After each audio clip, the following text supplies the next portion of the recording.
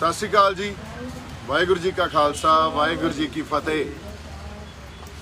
अज दी गलबात जिहड़ी कुछ पॉलिसीज़ नूं लैके आपां गलबात करांगे जिहड़ी बड़ी जरूरी आ, क्योंकि अज साडे जथेबंदियां दी जिहड़ी लीडरशिप आ जां साडे आगू आ किसान आगू उन्हां दी सरकार नाल मीटिंग होई। सरकार नाल अज दी मीटिंग च संगत नूं बड़ियां आसां सी, क्योंकि जिवें सानूं साडे आगूआं ने पिछली मीटिंग च ये दस्सिया भी सरकार दा रवैया वो बड़ा चंगा रहा ते सरकार साडियां गल्लां मनदी आ ते हो सकदा अगली मीटिंग च कोई हल निकलिया होवे। सो असीं बड़े आसवंद सी भी इस मीटिंग च कोई हल निकलूगा, पर एक बारी फिर मीटिंग बेसिट्टा रही। सो हुण जिस मोड़ ते जां जिथे संघर्ष जिहड़े पड़ाव ते पहुँच गया, सानू ये समझ लेना चाहिए भी इदू बाद संघर्ष की या सरकार की जिहड़ी इदू बाद रणनीति होगी वो करड़ी होगी, वो थोड़ा जिहा करड़ा करनगे ते सानू भी करना पऊगा। सो इस खातर थोड़ा जिहा विश्लेषण करना, एनालाइज करना इस संघर्ष नूं बड़ा जरूरी आ ते आपस च एक कोआर्डीनेशन पैदा करनी बड़ी जरूरी आ। टीम वर्क पैदा करना साडे लई बड़ा जरूरी आ। साडे लई जदों मैं कहना वो साडे किसान आगूआं च ते साडे च। सो इस ते आपां गलबात करदे हां। सब तो पहला सानू इस संघर्ष का जिहड़ा मूल खांसा की आ ते इहदा दायरा किड्डा क वड्डा, ये गल समझनी चाहिदी आ। ये क्यों समझनी चाहिदी आ? क्योंकि इस गल च कोई शक नहीं भी यह किसानी संघर्ष आ। किसे वेले जदों पहलां किते किसानी संघर्ष पैदा होए आ तां वो किसानां दे संघर्ष हुंदे सी, किसान ही लड़दे सी ते किसान जथेबंदियां दे आगू उस संघर्ष की अगवाही करदियां सी ते उस वेले समय समय ते सरकारां नाल वो लड़ाई लड़दियां सी। इस गल चों असीं मुनकर नहीं हो रहे।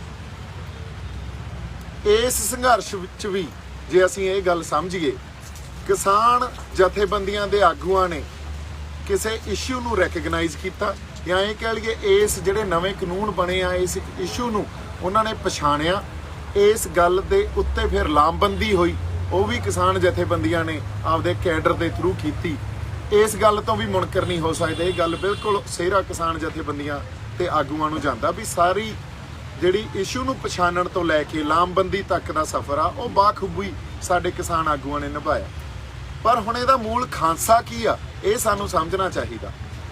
जो संघर्ष दा हुण रूप साडे सामने आ रहा ते जिस तरह की व्यापक पार्टिसिपेशन या शमूलीयत सामने आ रही आ, उस गल तो सानू ये गल समझ लैनी चाहिदी आ ते ये गल मन भी लैनी चाहिदी आ भी ये कल्ले किसानां दा संघर्ष नहीं रहा।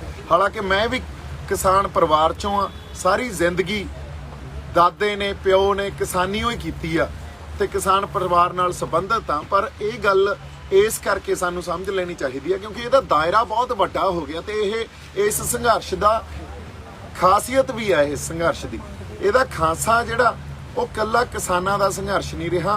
हुण ये जिहड़ा संघर्ष आ इहदे च जिहड़ी व्यापक शमूलीयत आ वो बहुत होर वर्गां दी भी हो रही है। तुसीं देखो साडे चाहे निहंग सिंह फौजां बैठियां, साडे जिहड़े बुद्धिजीवी आ वो आ रहे आ, साडे इत्थे जिहड़े पुलिस अफसर आ वो आपदियां नौकरियां छड्ड के आ रहे आ, साडे जिहड़े टीचर्स आ या जिहड़े प्रोफैसरस आ वो आ रहे आ। सो किस तरह दी मेरा जिहड़ा एक किੱਤਾ सी कलाकार या कला नाल संबंध खेतर चों असीं आ गए, क्योंकि ये गल असीं पहले दिन तो समझ ली ते ये गल हमेशा पहले दिन तो शंभू मोर्चे राहीं असीं रखी भी ये लड़ाई कल्ली आर्थिक लड़ाई नहीं आ, कल्ली MSP की लड़ाई नहीं आ, गल साडी होंद दी आ। जदों होंद दी लड़ाई आ सो इहो जी व्यापक पार्टिसिपेशन होनी लाजमी सी ते वो सानूं दिख भी रही है। सो ये गल साडे किसान आगूआं नूं साडी बेनती आ भी ये गल उन्हां नूं मन लैनी चाहिदी आ। इस संघर्ष का जिहड़ा दायरा वो एडा वड्डा हो गया भी इस संघर्ष की अगवाही आ जिहड़ी वो अकाल पुरख वाहिगुरू आप कर रहे हैं, वो साडियां अकलां तो गिनतियां। हाँ जी, सो इस संघर्ष का दायरा साडियां अकलां तो साडियां गिनतियां मिनतियां तो बहुत वड्डा हो चुकिया। ਉਹਦਾ ਪ੍ਰਤੱਖ ਉਦਾਹਰਨ ਸਾਡੇ ਸਾਹਮਣੇ ਇਹ ਆ ਵੀ ਜਿਸ ਦਿਨ 26 ਨਵੰਬਰ ਨੂੰ ਅਸੀਂ ਸ਼ੰਭੂ ਤੋਂ ਤੁਰੇ ਸੀ ਤੇ ਕਿਸਾਨ ਜਥੇਬੰਦੀਆਂ ਦੇ ਜਾਂ ਸਾਡੇ ਆਗੂਆਂ ਦਾ ਜਿਹੜਾ ਪਲਾਨ ਇਹ ਸੀ ਵੀ ਅਸੀਂ ਸ਼ੰਭੂ ਤੇ ਬਹਿ ਜਾਾਂਗੇ ਜਾਂ ਉਧਰ ਖਨੌਰੀ ਵਾਲੇ ਪਾਸੇ ਖਨੌਰੀ ਬਹਿ ਜਾਣਗੇ ਜਾਂ ਜਿੱਥੋਂ ਵੀ ਅਸੀਂ ਦਿੱਲੀ ਪਰ ਅਕਾਲ ਪੁਰਖ ਵਾਹਿਗੁਰੂ ਦਾ ਵਰਤਾਰਾ ਇਹ ਵਾਪਰਿਆ ਵੀ ਉੱਥੇ ਅਕਾਲ ਪੁਰਖ ਵਾਹਿਗੁਰੂ ਨੇ ਸੰਗਤ ਦੇ ਰਾਹੀਂ ਆਪ ਫੈਸਲੇ ਦਵਾਏ। ਸੰਗਤ ਉਹਨਾਂ ਬਾਰਡਰਾਂ ਤੇ ਨਹੀਂ ਬੈਠੀ ਤੇ ਦਿੱਲੀ ਨੂੰ ਆ ਕੇ ਘੇਰ ਲਿਆ। ਬੋਲੇ ਸੋ ਨਿਹਾਲ। ਸੋ ਦਿੱਲੀ ਨੂੰ ਆ ਕੇ ਘੇਰ ਲਿਆ। ਜਦੋਂ ਅਸੀਂ ਦਿੱਲੀ ਨੂੰ ਘੇਰੀ ਬੈਠੇ ਆ, ਇਹ ਗੱਲ ਜਾਂ ਇਹ ਵਰਤਾਰਾ ਕਿਸੇ ਜਥੇਬੰਦੀ ਜਾਂ ਕਿਸੇ ਬੰਦੇ ਨੇ ਜਾਂ ਕਿਸੇ ਵਿਅਕਤੀ ਨੇ ਇਹ ਗੱਲ ਨਹੀਂ ਸੋਚੀ ਸੀ। ਇਹ ਉਹਨਾਂ ਗਿਣਤੀਆਂ ਮਿਹਨਤੀਆਂ ਤੋਂ ਤੇ ਸਾਡੀਆਂ ਅਕਲਾਂ ਤੋਂ ਪਰਾਂ ਦੀ ਗੱਲ ਹੋਈ। ਅਗਲੀ ਗੱਲ ਜਿਹੜੀ ਸਾਨੂੰ ਇੱਕ ਹੋਰ ਸਮਝ ਲੈਣੀ ਚਾਹੀਦੀ ਹੈ ਵੀ ਜਿੱਦਾਂ ਅਸੀਂ ਦਿੱਲੀ ਆ ਕੇ ਇੱਥੇ ਬੈਠੇ ਕੁੰਡਲੀ ਬਾਰਡਰ ਤੇ, ਉਦੋਂ ਜਥੇਬੰਦੀਆਂ ਦਾ ਫੈਸਲਾ ਇਹ ਸੀ ਵੀ ਬਰਾੜੀ ਦੇ ਗਰਾਊਂਡ 'ਚ ਚੱਲਦੇ ਆ, ਪਰ ਫਿਰ ਸੰਗਤ ਨੇ ਫੈਸਲਾ ਲਿਆ ਵੀ ਬਰਾੜੀ ਨਹੀਂ, ਅਸੀਂ ਤਾਂ ਇੱਥੇ ਹੀ ਬੈਠਾਂਗੇ। ਸੋ ਇਹ ਦੋ ਪ੍ਰਤੱਖ ਉਦਾਹਰਨਾਂ ਸਾਡੇ ਸਾਹਮਣੇ ਆ, ਜਿਹ ਤੋਂ ਸਾਨੂੰ ਇਹ ਪਤਾ ਲੱਗਦਾ ਵੀ ਇਹ ਸਾਡੀਆਂ ਗਿਣਤੀਆਂ ਮਿਹਨਤੀਆਂ ਤੋਂ, ਸਾਡੀਆਂ ਅਕਲਾਂ ਤੋਂ ਪਰਾਂ ਦੀਆਂ ਗੱਲਾਂ ਹੋ ਰਹੀਆਂ ਤੇ ਇਸ ਸੰਘਰਸ਼ ਦੀ ਅਗਵਾਈ ਅਕਾਲ ਪੁਰਖ ਵਾਹਿਗੁਰੂ ਆਪ ਕਰ ਰਹੇ ਆ। ਇੱਥੇ ਕਿਸੇ ਜਥੇਬੰਦੀ ਦੀ ਅਗਵਾਈ ਨਹੀਂ ਆ, ਕਿਸੇ ਵਿਅਕਤੀ ਦੀ ਅਗਵਾਈ ਨਹੀਂ ਆ। ਇਸ ਲਈ ਸਾਨੂੰ ਉਸ ਅਕਾਲ ਪੁਰਖ ਵਾਹਿਗੁਰੂ ਦੀ ਜਾਂ ਇੱਕ ਡਿਵਾਈਨ ਇੰਟਰਵੈਂਸ਼ਨ ਆ ਜਿਹਨੂੰ ਕਹਿੰਦੇ ਆ, ਜਾਂ ਜਿਹਨੂੰ ਕਹਿੰਦੇ ਆ ਵੀ ਅਧਿਆਤਮਕ ਜਿਹੜੀ ਗੱਲ ਵਾਪਰ ਰਹੀ ਹੈ, ਇਹਨੂੰ ਪਛਾਣ ਲੈਣਾ ਚਾਹੀਦਾ। ਸੋ ਉਸ ਗੱਲ ਨੂੰ ਪਛਾਣ ਕੇ ਇਹ ਗੱਲ ਮੰਨ ਲੈਣੀ ਚਾਹੀਦੀ ਆ ਵੀ ਅਕਾਲ ਪੁਰਖ ਵਾਹਿਗੁਰੂ ਜੋ ਕਰ ਰਿਹਾ ਉਹ ਉਹਦੀ ਰਜ਼ਾ 'ਚ ਹੋ ਰਿਹਾ ਤੇ ਸੰਗਤ ਰੂਪੀ ਫੈਸਲੇ ਦੇ ਰਾਹੀਂ ਹੋ ਰਿਹਾ। ਤੁਸੀਂ ਇਹ ਦੇਖੋ, ਇਹ ਗੱਲ ਬੜੀ ਬਾਕਮਾਲ ਆ ਵੀ ਸੰਗਤ ਦੇ ਫੈਸਲੇ, ਸੰਗਤ ਕਿਤੇ ਕੋਈ ਜਗ੍ਹਾ ਨਹੀਂ ਮਿਥੀ ਹੋਈ ਉਹਨਾਂ ਨੇ ਵੀ ਕਿਤੇ ਬੈਠ ਕੇ ਜਗ੍ਹਾ ਮਿਥੀ ਆ ਤੇ ਸੰਗਤ ਉੱਥੋਂ ਫੈਸਲੇ ਲੈ ਰਹੀ ਆ। ਨਹੀਂ, ਸੰਗਤ ਵਾਹਿਗੁਰੂ ਦੇ ਰਾਹੀਂ, ਅਕਾਲ ਪੁਰਖ ਵਾਹਿਗੁਰੂ ਦੇ ਰਾਹੀਂ ਉਹਨਾਂ ਦੇ ਮਨਾਂ 'ਚ ਹੀ ਗੱਲ ਵਸ ਜਾਂਦੀ ਆ ਤੇ ਥਾਂ ਤੇ ਹੀ ਫੈਸਲੇ ਲੈ ਲੈਂਦੀ ਆ। ਇਹ ਗੱਲ ਬਾਕਮਾਲ ਆ। ਇਹ ਗੱਲ ਪਹਿਲਾਂ ਕਦੇ ਨਹੀਂ ਦੇਖੀ ਗਈ ਸੀ। ਇਸ ਸੰਘਰਸ਼ 'ਚ ਪਹਿਲੀ ਵਾਰੀ ਇਹ ਗੱਲ ਸਾਡੇ ਸਾਹਮਣੇ ਆਈ ਹੈ। ਇਸੇ ਕਰਕੇ ਆਪਾਂ ਵਾਰ-ਵਾਰ ਇਹ ਗੱਲ ਕਹਿ ਰਹੇ ਹਾਂ ਵੀ ਇਹ ਇਤਿਹਾਸਕ ਵਰਤਾਰਾ ਵਾਪਰ ਰਿਹਾ। ਇਸ ਤਰ੍ਹਾਂ ਦਾ ਸੰਘਰਸ਼ ਪਹਿਲਾਂ ਨਾ ਕਦੇ ਪੈਦਾ ਹੋਇਆ ਤੇ ਹੋ ਸਕਦਾ ਆਉਣ ਵਾਲੇ ਸਮੇਂ 'ਚ ਜਦੋਂ ਤੱਕ ਉਸ ਅਕਾਲ ਪੁਰਖ ਵਾਹਿਗੁਰੂ ਦੀ ਰਜ਼ਾ ਨਾ ਹੋਊਗੀ ਉਦੋਂ ਤੱਕ ਐਡਾ ਵੱਡਾ ਸੰਘਰਸ਼ ਪੈਦਾ ਨਹੀਂ ਹੋਣਾ। ਸੋ ਇਸ ਸੰਘਰਸ਼ ਦਾ ਮੂਲ ਖਾਂਸਾ ਤੇ ਇਸ ਸੰਘਰਸ਼ ਦਾ ਦਾਇਰਾ, ਇਹ ਸਾਨੂੰ ਸਮਝ ਲੈਣਾ ਚਾਹੀਦਾ ਕਿ ਇਹ ਸੰਘਰਸ਼ ਸੰਗਤ ਦਾ, ਇਹ ਸੰਘਰਸ਼ ਲੋਕਾਂ ਦਾ। ਇੱਥੇ ਕਿਸੇ ਜਥੇਬੰਦੀ ਜਾਂ ਕਿਸੇ ਵਿਅਕਤੀ ਦਾ ਗਲਬਾ ਨਹੀਂ ਆ ਇਸ ਸੰਘਰਸ਼ ਤੇ ਜੇ ਲੋਕਾਂ ਦਾ ਸੰਘਰਸ਼ ਆ ਫਿਰ ਲੋਕਾਂ ਦੀ ਜਾਂ ਲੋਕਾਂ ਦੇ ਜਿਹੜੇ ਨੁਮਾਇੰਦੇ ਆ ਉਹਨਾਂ ਦਾ ਸਾਨੂੰ ਰਿਪਰੈਜ਼ੈਂਟੇਸ਼ਨ ਲੈ ਲੈਣੀ ਚਾਹੀਦੀ ਆ। ਹੁਣ ਜਿਸ ਤਰ੍ਹਾਂ ਦਾ ਵਰਤਾਰਾ ਚੱਲ ਰਿਹਾ, ਜੋ ਅੱਜ ਵੀ ਸਰਕਾਰ ਨਾਲ ਮੀਟਿੰਗ ਹੋਈ, ਜਿਹੜਾ ਇੱਕ ਡੈਡਲੌਕ ਜਾਂ ਇਹ ਪੜਾਅ ਆਇਆ ਹੋਇਆ, ਇਹ ਡੈਡਲੌਕ ਦਾ ਪੜਾਅ ਆਇਆ ਹੋਇਆ, ਉਹ ਟੁੱਟ ਨਹੀਂ ਰਿਹਾ। 1 ਮਹੀਨਾ ਜਾਂ ਉਦੋਂ ਜ਼ਿਆਦਾ ਦਿਨ ਹੋ ਗਏ ਸਾਨੂੰ ਇੱਥੇ, 1 ਮਹੀਨਾ 4, 5, 6 ਦਿਨ ਹੋ ਗਏ ਹੋਣੇ ਆ ਬੈਠਿਆਂ ਨੂੰ, ਤੇ ਡੈਡਲੌਕ ਟੁੱਟ ਨਹੀਂ ਰਿਹਾ। ਅਸੀਂ ਹਜੇ ਵੀ ਜਾਬਤੇ 'ਚ, ਅਸੀਂ ਚੜ੍ਹਦੀ ਕਲਾ 'ਚ ਤੇ ਸਾਡਾ ਏਕਾ ਵੀ ਬਰਕਰਾਰ ਆ। ਵਾਰ-ਵਾਰ ਆਪਾਂ ਇਹ ਗੱਲ ਕਹਿ ਰਹੇ ਹਾਂ ਵੀ ਕਿਸਾਨ ਮਜ਼ਦੂਰ ਏਕਤਾ ਜਿਹੜੀ ਜਿੰਦਾਬਾਦ। ਸੋ ਏਕਤਾ ਜਿਹੜਾ ਲਫ਼ਜ਼ ਆ, ਇਹ ਜਿਹੜਾ ਸਾਨੂੰ ਸਮਝ ਲੈਣਾ ਚਾਹੀਦਾ ਵੀ ਸਾਨੂੰ ਸਾਡੀ ਏਕਤਾ ਤਾਂ ਹੀ ਅਸੀਂ ਦਿਖਾ ਪਾਵਾਂਗੇ ਜੇ ਕੱਲਾ ਉਹ ਨਾਅਰਿਆਂ 'ਚ ਨਾ ਹੋਵੇ, ਜੋ ਪ੍ਰੈਕਟਿਸ 'ਚ ਵੀ ਜਾਂ ਸਾਰਾ ਡਿਸਕੋਰਸ ਜੋ ਚੱਲ ਰਿਹਾ ਉੱਥੇ ਵੀ ਸਾਨੂੰ ਦਿਖੇ। ਹੁਣ ਡਿਸਕੋਰਸ ਕੀ ਚੱਲ ਰਿਹਾ ਅੱਜ, ਜਿਹੜਾ ਡੈਡਲੌਕ ਕ੍ਰੀਏਟ ਹੋਇਆ ਉਸ ਡੈਡਲੌਕ ਨੂੰ ਤੋੜਨ ਦੇ ਲਈ ਜਾਂ ਸਾਡੀ ਰਣਨੀਤੀ ਘੜਨ ਲਈ ਸਾਡੇ ਕੋਲੇ ਕੁਝ ਆਈਡੀਆਜ਼ ਆ। ਥੋੜਾ ਜਿਹਾ ਇੱਧਰ ਨੂੰ ਘੁਮਾਓ ਜੀ। ਹਾਂਜੀ, ਸਾਡੇ ਕੋਲੇ ਕੁਝ ਆਈਡੀਆਜ਼ ਆ। ਉਹ ਆਈਡੀਆਜ਼ ਅਸੀਂ ਤੁਹਾਡੇ ਨਾਲ ਬੈਠ ਕੇ, ਖਾਸ ਤੌਰ ਤੇ ਕਿਸਾਨ ਜਥੇਬੰਦੀਆਂ ਦੀ ਲੀਡਰਸ਼ਿਪ ਨਾਲ ਬੈਠ ਕੇ ਡਿਸਕਸ ਕਰਨਾ ਚਾਹੁੰਦੇ ਆ, ਕਿਉਂਕਿ ਇਹ ਕੋਈ ਬਹੁਤ ਚੰਗੀ ਜਾਂ ਸੋਹਣੀ ਗੱਲ ਨਹੀਂ ਹੁੰਦੀ ਵੀ ਅਸੀਂ ਤੁਹਾਡੇ ਰੂਬਰੂ ਸੋਸ਼ਲ ਮੀਡੀਆ ਰਾਹੀਂ ਹੋਈਏ, ਹੋਰ ਸਾਡੇ ਕੋਲੇ ਕੋਈ ਰਾਹ ਨਾ ਹੋਵੇ ਤੇ ਤੁਸੀਂ ਸੋਸ਼ਲ ਮੀਡੀਆ ਰਾਹੀਂ ਅਟੈਕ ਕਰਨ ਲੱਗ ਜਾਓ ਤੇ ਆਈਡੀਆਜ਼ ਨੂੰ ਜਨਰੇਟ ਹੀ ਨਾ ਹੋਣ ਦਿਓ ਤੇ ਵਾਰ-ਵਾਰ ਇਹ ਗੱਲ ਪਰਸਨਲ ਅਟੈਕ ਰਾਹੀਂ ਕਹਿਣ ਲੱਗ ਜਾਓ ਵੀ ਇਹ ਤਾਂ RSS ਆ, ਇਹ ਤਾਂ ਏਜੰਸੀਆਂ ਦੇ ਬੰਦੇ ਆ, ਇਹ ਤਾਂ ਦੋ ਫਾੜ ਕਰ ਰਹੇ ਆ ਸੰਘਰਸ਼ ਨੂੰ।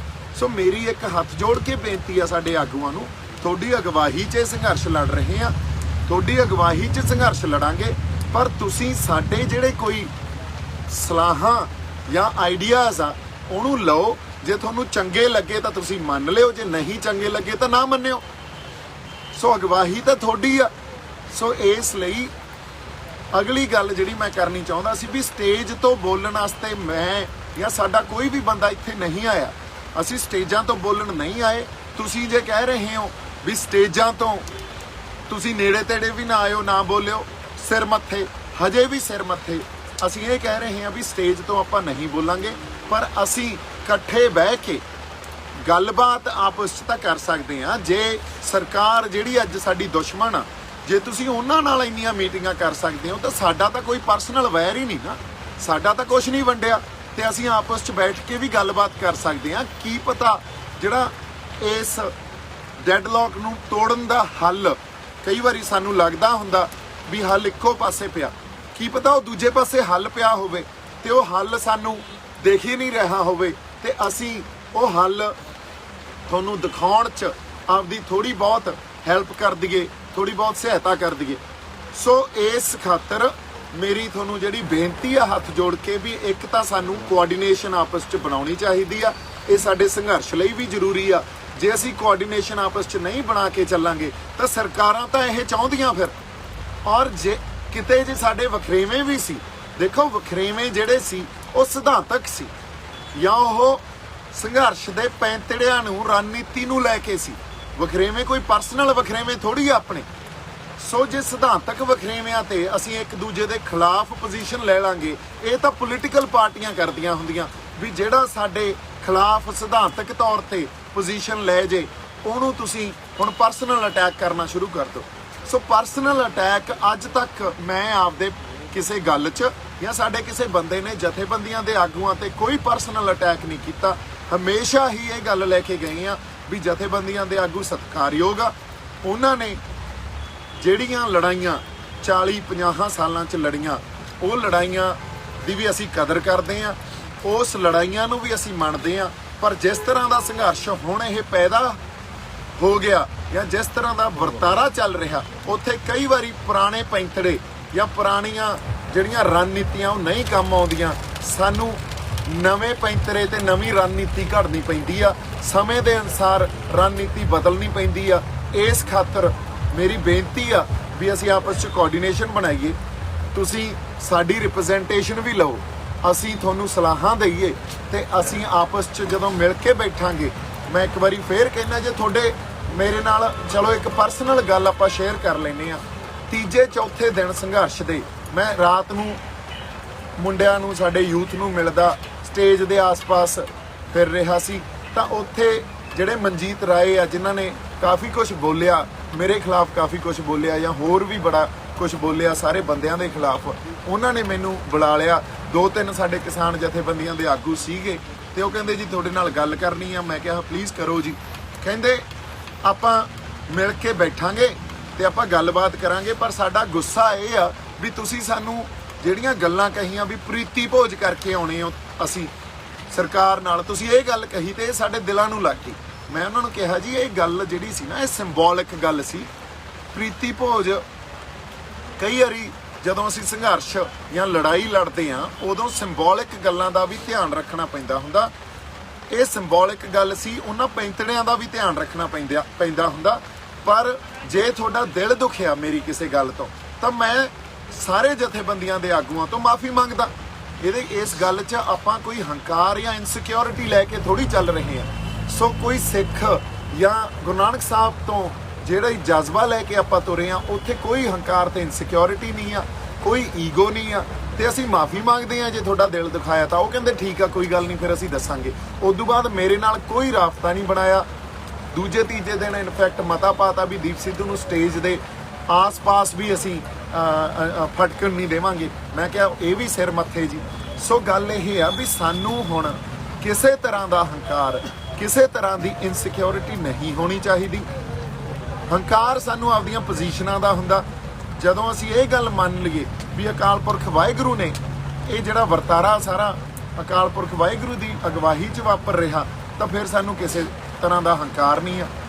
ਤੇ ਜੇ ਅਸੀਂ ਇਹ ਗੱਲ ਮੰਨ ਲਈਏ ਵੀ ਸਾਡੀ ਪੋਜੀਸ਼ਨ ਜਾਂ ਸਾਡੀ ਜਥੇਬੰਦਕ ਢਾਂਚੇ ਦਾ ਕਿੰਨਾ ਕੁ ਮਜ਼ਬੂਤ ਹੋਣਾ ਉਹ ਵੀ ਅਕਾਲ ਪੁਰਖ ਵਾਹਿਗੁਰੂ ਨੇ ਦੇਣਾ, ਕਿਉਂਕਿ ਦੇਖੋ ਅਕਾਲ ਪੁਰਖ ਵਾਹਿਗੁਰੂ ਵੱਡੀਆਂ ਵੱਡੀਆਂ ਪੋਜੀਸ਼ਨਾਂ ਦੇ ਦਿੰਦਾ ਹੁੰਦਾ ਤੇ ਮਿੰਟਾਂ 'ਚ ਹੀ ਉਹਨਾਂ ਪੋਜੀਸ਼ਨਾਂ ਨੂੰ ਖਿੱਚ ਲਿਜਾਂਦਾ। ਸੋ ਇਸ ਖਾਤਰ ਇੱਥੇ ਕ੍ਰੈਡਿਟ ਕਿਸੇ ਨੂੰ ਨਹੀਂ, ਸਾਨੂੰ ਇਹ ਕ੍ਰੈਡਿਟ ਵਾਰ 'ਚ ਨਹੀਂ ਪੈਣਾ ਚਾਹੀਦਾ ਵੀ ਸਾਰਾ ਸਿਹਰਾ ਸਾਡੇ ਸਿਰ ਤੇ ਬੰਨਿਆ ਜਾਵੇ, ਜਾਂ ਸਾਡੀ ਪੋਜੀਸ਼ਨ ਡਾਊਨ ਹੁੰਦੀ ਆ, ਜਾਂ ਇਹ ਗੱਲ ਵੀ ਸਾਡਾ ਜਥੇਬੰਦਕ ਢਾਂਚਾ ਕਮਜ਼ੋਰ ਹੁੰਦਾ ਜੇ ਦੂਜੇ ਬੰਦਿਆਂ ਨੂੰ ਅੱਗੇ ਲੈ ਕੇ ਆਉਣੇ ਆ ਜਾਂ ਉਹਨਾਂ ਨਾਲ ਗੱਲਬਾਤ ਕਰਦੇ ਆ। ਸਾਨੂੰ ਇਸ ਹਉਮੈ ਤੋਂ, ਸਾਨੂੰ ਐਰੋਗੈਂਸ ਤੋਂ, ਸਾਨੂੰ ਇਨਸਿਕਿਉਰਿਟੀ ਤੋਂ ਨਿਕਲਣਾ ਚਾਹੀਦਾ, ਸਾਨੂੰ ਤੰਗ ਨਜ਼ਰੀ ਚੋਂ ਵੀ ਨਿਕਲਣਾ ਚਾਹੀਦਾ। ਇਹ ਗੱਲ ਇਕੱਲੇ ਮੈਂ ਕਿਸਾਨ ਜਥੇਬੰਦੀਆਂ ਦੇ ਆਗੂ ਨਹੀਂ, ਮੈਂ ਆਪਦੇ ਆਪ ਨੂੰ ਵੀ ਕਹਿ ਰਿਹਾ ਇਹ ਗੱਲ। ਸੋ ਸਾਨੂੰ ਇੱਕ ਵਾਰੀ ਕੋਆਰਡੀਨੇਟ ਕਰਕੇ ਆਪਸ 'ਚ ਟੀਮ ਵਰਕ ਪੈਦਾ ਕਰਨਾ ਚਾਹੀਦਾ, ਉਸ ਟੀਮ ਵਰਕ ਦੇ ਰਾਹੀਂ ਗਾਂਹ ਵਧਣਾ ਚਾਹੀਦਾ ਤਾਂ ਕਿ ਇਹ ਡੈਡਲੌਕ ਟੁੱਟ ਸਕੇ, ਸਾਡੀ ਜਿੱਤ ਹੋਵੇ, ਸਾਡੇ ਜਿਹੜੇ ਸੰਘਰਸ਼ੀ ਬੰਦੇ ਆ ਉਹ ਇੱਥੋਂ ਜਿੱਤ ਕੇ ਜਾਣ, ਇੱਕ ਨਵਾਂ ਆਪਾਂ ਪੰਜਾਬ ਸਿਰਜੀਏ, ਨਵਾਂ ਸਮਾਜ ਸਿਰਜੀਏ, ਕਿਸਾਨਾਂ ਦੀ ਜਿੱਤ ਹੋਵੇ। ਉਸ ਅਕਾਲ ਪੁਰਖ ਵਾਹਿਗੁਰੂ ਦਾ ਅਸੀਂ ਸ਼ੁਕਰਾਨਾ ਕਰੀਏ ਜਿਨੇ ਸਾਨੂੰ ਜਗਾਇਆ, ਜਿਨੇ ਇਹ ਜਜ਼ਬਾ ਸਾਡੇ ਅੰਦਰ ਭਰਤਾ ਤੇ ਜਿਨੇ ਰਾਤੋਂ ਰਾਤ ਸਾਨੂੰ ਜ਼ੀਰੋ ਤੋਂ ਹੀਰੋ ਬਣਾਤਾ। ਸੋ ਇਸ ਡਿਵਾਈਨ ਇੰਟਰਵੈਂਸ਼ਨ ਨੂੰ ਸਾਨੂੰ ਸਮਝਣਾ ਚਾਹੀਦਾ, ਏਕਾ ਬਰਕਰਾਰ ਰੱਖੀਏ, ਉਸ ਏਕੇ ਨੂੰ ਇਕੱਲੇ ਨਾਰਿਆਂ 'ਚ ਨਹੀਂ ਸਾਡੇ ਡਿਸਕੋਰਸ 'ਚ ਵੀ ਦਿਖਾਈਏ। ਤੇ ਬਾਕੀ ਸਾਡੀ ਸੰਗਤ ਇੱਥੇ ਦੇਖੋ, ਅਸੀਂ ਸਾਡੀ ਬੇਬੇ ਦੀ ਰਸੋਈ 'ਚ ਬੈਠੇ ਆ, ਸਾਰੇ ਪ੍ਰਸ਼ਾਦਾ ਛਕ ਰਹੇ ਸੀ। ਇਨ ਬਿਟਵੀਨ ਸਾਡੀਆਂ ਮਾਤਾਵਾਂ ਬੈਠੀਆਂ ਤੇ ਇਨ ਬਿਟਵੀਨ ਇਹ ਗੱਲਾਂ ਜਿਹੜੀਆਂ ਇੱਥੇ ਅਸੀਂ ਕਰਦੇ ਰਹੇ ਆ, ਕਰਦੇ ਰਹਿੰਦੇ ਆ। ਸੰਗਤ ਵਾਰ ਵਾਲੇ ਗੱਲ ਲੈ ਕੇ ਆਉਂਦੀ ਆ ਵੀ ਸਾਡੀ ਜਿਹੜੀ ਗੱਲ ਆ ਉਹ ਕਿਸਾਨ ਜਥੇਬੰਦੀਆਂ ਦੇ ਆਗੂਆਂ ਤੱਕ ਪਹੁੰਚਣੀ ਚਾਹੀਦੀ ਆ ਤੇ ਜਥੇਬੰਦੀਆਂ ਦੇ ਜਿਹੜੇ ਸਾਡੇ ਆਗੂ ਆ ਉਹ ਗੱਲ ਸੁਣੇ ਤਾਂ ਕਿ ਡਿਸਕਨੈਕਟ ਨਾ ਪੈਦਾ ਹੋਵੇ। ਔਰ ਵਾਰ-ਵਾਰ ਅਸੀਂ ਪਰਸਨਲ ਅਟੈਕਸ ਤੇ ਨਾ ਜਾਈਏ। ਮੇਰੇ ਖਿਆਲ 'ਚ ਇਹ ਕੋਈ ਬਾਹਲੀ ਵਧੀਆ ਗੱਲ ਨਹੀਂ ਹੁੰਦੀ। ਪਰਸਨਲ ਅਟੈਕ ਜਿਹੜੇ ਹੁੰਦੇ ਆ ਉਹ ਬਹੁਤ ਹੋਸ਼ੇ ਲੋਕ ਕਰਦੇ ਆ, ਸਾਡੇ ਕਿਰਦਾਰ ਵੀ ਉਦੋਂ ਉੱਚੇ ਆ ਤੇ ਸਾਡੇ ਕੋਲੇ ਜਿਹੜੀ ਮੱਤ ਜਿਹੜੀ ਉੱਚੀ ਆ, ਮਨ ਨੀਵਾਂ, ਉਹ ਅਕਾਲ ਪੁਰਖ ਵਾਹਿਗੁਰੂ ਨੇ ਸਾਨੂੰ ਬਖਸ਼ਿਆ। ਸਾਨੂੰ ਉਸ ਪ੍ਰੈਕਟਿਸ ਨੂੰ ਆਪਦੇ ਅੰਦਰ ਵਸਾਉਣਾ ਚਾਹੀਦਾ। ਗੁਰੂ ਨਾਨਕ ਸਾਹਿਬ ਨੇ ਸਾਨੂੰ ਜਿਹੜਾ ਸਰਬੱਤ ਦੇ ਭਲੇ ਦਾ ਇੱਕ ਅਸੂਲ ਜਾਂ ਸਰਬੱਤ ਦੇ ਭਲੇ ਦਾ ਜਿਹੜਾ ਫਲਸਫਾ ਸਿਖਾਇਆ, ਉਸ ਫਲਸਫੇ ਨੂੰ ਸਾਨੂੰ ਆਪਦੇ ਅੰਦਰ ਵਸਾਉਣਾ ਚਾਹੀਦਾ। ਸਾਰੇ ਹੀ ਸਾਡੇ ਆ, ਕੋਈ ਵਖਰੇਵੇਂ ਜਿਹੜੇ ਉਹ ਸਿਧਾਂਤਕ ਤੌਰ ਤੇ ਹਮੇਸ਼ਾ ਹੀ ਹੁੰਦੇ ਆ, ਪਰ ਉਹਨਾਂ ਵਖਰੇਵਿਆਂ ਦੇ ਚੱਲਦੇ ਅਸੀਂ ਆਪਸ 'ਚ ਖਿਲਾਫ ਪੋਜੀਸ਼ਨਾਂ ਨਹੀਂ ਲੈਂਦੇ ਹੁੰਦੇ। ਸੋ ਇਸ ਕਰਕੇ ਹੁਣ ਕਿਸੇ ਨੂੰ ਏਜੰਸੀਆਂ ਦਾ ਕਹਿ ਦੇਣਾ, ਕਿਸੇ ਨੂੰ ਕੋਈ ਹੋਰ ਜਿਹੜੇ ਅਸੀਂ ਟੈਗ ਦੇ ਦੇਣੇ, ਇਹ ਗੱਲਾਂ ਬੜੀਆਂ ਛੋਟੀਆਂ। ਇਹਨਾਂ ਗੱਲਾਂ ਤੋਂ ਜਾਂ ਇਹ ਜਿਹੜੀ ਸਾਡੇ 'ਚ ਬੇਭਰੋਸੇ ਪੈਦਾ ਹੋਏ ਆ, ਇਹਨਾਂ ਗੱਲਾਂ ਤੋਂ ਪਰਾਂ ਉੱਠੀਏ ਤੇ ਅਸੀਂ ਆਪਸ 'ਚ ਕੋਆਰਡੀਨੇਸ਼ਨ ਬਣਾ ਕੇ ਚੱਲੀਏ। ਬਾਕੀ ਜਿਹੜੀ ਗੱਲ ਆਪਾਂ ਇਹ ਕਰਨੀ ਸੀ ਵੀ ਕਈ ਵਾਰੀ ਸਟੇਟ ਦਾ ਨਾ ਜਿਹੜਾ ਖਾੜਕੂ ਸੰਘਰਸ਼ ਦੇ ਦੌਰਾਨ ਇੱਕ ਨੈਰੇਟਿਵ ਰਿਹਾ ਪੰਜਾਬ ਨੂੰ ਡਰਾਉਣ ਦਾ ਜਾਂ ਪੰਜਾਬ 'ਚ ਡਰ ਪੈਦਾ ਕਰਨ ਦਾ, ਸਾਡੀ ਮਾਨਸਿਕਤਾ 'ਚ ਡਰ ਪੈਦਾ ਕਰਨ ਦਾ, ਉਹ ਸਟੇਟ ਜਾਂ ਸਰਕਾਰ ਹੁਣ ਵੀ ਵਰਤ ਰਹੀ ਹੈ। ਹੁਣ ਵੀ ਉਹੀ ਨੈਰੇਟਿਵ ਵਰਤ ਕੇ ਤੇ ਕਿਸਾਨ ਆਗੂ ਕਈ ਵਾਰੀ ਉਸ ਨੈਰੇਟਿਵ ਤੋਂ ਡਰ ਜਾਂਦੇ ਆ। ਦੇਖੋ, ਸਿੱਖ ਜਿਹੜਾ ਉਹ ਕਦੇ ਵੀ ਹਿੰਸਕ ਨਹੀਂ ਹੁੰਦਾ। ਸਿੱਖ ਨੇ ਕਦੇ ਵੀ ਹਿੰਸਾ ਸਿੱਖਿਓ ਹੀ ਨਹੀਂ। ਹਥਿਆਰ ਤਾਂ ਅਸੀਂ ਜਰਵਾਣੇ ਦੀ ਭੱਖਿਆ ਤੇ ਗਰੀਬਾਂ ਦੀ ਰੱਖਿਆ ਕਰਨ ਵਾਸਤੇ ਚੱਕਦੇ ਰਹੇ ਆ ਤੇ ਸਿੱਖ ਦੇ ਮਨ 'ਚ ਕਦੇ ਵੀ ਹਿੰਸਾ ਪੈਦਾ ਨਹੀਂ ਹੁੰਦੀ ਤੇ ਉਹ ਹਿੰਸਾ ਕਦੇ ਹਥਿਆਰ ਨਹੀਂ ਚੁਕਾਉਂਦੀ। ਸੋ ਇਸ ਕਰਕੇ ਉਸ ਮਾਨਸਿਕਤਾ ਤੋਂ, ਉਸ ਡਰ ਤੋਂ ਕਿਸਾਨ ਜਥੇਬੰਦੀਆਂ ਦੇ ਆਗੂਆਂ ਨੂੰ ਬੇਨਤੀ ਆ ਵੀ ਪਲੀਜ਼ ਉਸ ਡਰ ਤੋਂ ਪਰਾਂ ਹੋ। ਸਰਕਾਰ ਨੇ ਇਹ ਗੱਲਾਂ ਵਾਰ-ਵਾਰ ਸਿਰਜਣੀਆਂ, ਤੁਸੀਂ ਜਾਂ ਅਸੀਂ ਇਹਦਾ ਸ਼ਿਕਾਰ ਨਹੀਂ ਹੋਣਾ। ਅਸੀਂ ਕਿੰਨੇ ਜਾਬਤੇ 'ਚ ਰਹਿ ਕੇ, ਇੱਕ ਬਾਕਮਾਲ ਜਾਬਤਾ ਤੇ ਡਿਸਪਲਿਨ 'ਚ ਰਹਿ ਕੇ ਇਹ ਸੰਘਰਸ਼ ਲੜ ਰਹੇ ਆ। ਇਹ ਡਿਸਪਲਿਨ ਤੇ ਜਾਬਤਾ ਵੀ ਕਾਇਮ ਰਹੂਗਾ, ਤੁਹਾਡੀ ਜਿਹੜੀ ਅਗਵਾਈ ਵੀ ਕਾਇਮ ਰਹੂਗੀ। ਸਾਡੀ ਹੱਥ ਜੋੜ ਕੇ ਬੇਨਤੀ ਆ ਵੀ ਅਸੀਂ ਮਿਲ ਕੇ ਗੱਲਬਾਤ ਰਾਹੀਂ ਗੱਲਾਂ ਨੂੰ ਸਮਝੀਏ, ਆਈਡੀਆਜ਼ ਨੂੰ ਡਿਸਕਸ ਕਰੀਏ, ਆਈਡੀਆਜ਼ ਨੂੰ ਫਿਰ ਇੰਪਲੀਮੈਂਟ ਕਰੀਏ। ਇੰਨੀਆਂ ਕੁ ਗੱਲਾਂ ਤੁਹਾਡੇ ਨਾਲ ਕਰਨੀਆਂ ਸੀ। ਸਾਡੇ ਵੱਲੋਂ ਬਹੁਤ ਸਾਰਾ ਪਿਆਰ ਤੇ ਸਤਿਕਾਰ। ਜਿਉਂਦੇ ਵਸਦੇ ਰਹੋ ਤੇ ਸਪੈਸ਼ਲੀ ਸਾਡੇ ਆਗੂਆਂ ਲਈ ਬੜਾ ਪਿਆਰ ਤੇ ਸਤਿਕਾਰ, ਕਿਉਂਕਿ ਕੋਈ ਪਰਸਨਲ ਆਪਣੀ ਲੜਾਈ ਨਹੀਂ ਆ। ਕਈ ਵਾਰੀ ਸਿਧਾਂਤਾਂ 'ਚ ਵਖਰੇਵੇਂ ਹੋ ਸਕਦੇ ਆ ਤੇ ਉਹਨਾਂ ਨੂੰ ਅਸੀਂ ਆਪਸ 'ਚ ਬਹਿ ਕੇ ਨਜਿੱਠ ਸਕਦੇ ਆ। ਇਹ ਵੀ ਕੋਈ ਬੜੀ ਵੱਡੀ ਗੱਲ ਨਹੀਂ ਹੁੰਦੀ ਤੇ ਇਸ ਡੈਡਲੌਕ ਦਾ ਵੀ ਜਿਹੜਾ ਹੱਲ ਆ ਉਹ ਹੈਗਾ। ਹੱਲ ਨਿਕਲੇ ਆਉਂਦੇ ਹੁੰਦੇ ਆ। ਸਿਰ ਜੋੜ ਕੇ ਬੈਠੀਏ। ਮੇਰੇ ਵੱਲੋਂ ਇੱਕ ਵਾਰੀ ਫਿਰ ਆਬਾਦ ਰਹੋ, ਖੁਸ਼ ਰਹੋ, ਸਤਿਕਾਰ, ਪਿਆਰ। ਸਤਿ ਸ਼੍ਰੀ ਅਕਾਲ। ਵਾਹਿਗੁਰੂ ਜੀ ਕਾ ਖਾਲਸਾ, ਵਾਹਿਗੁਰੂ ਜੀ ਕੀ ਫਤਿਹ।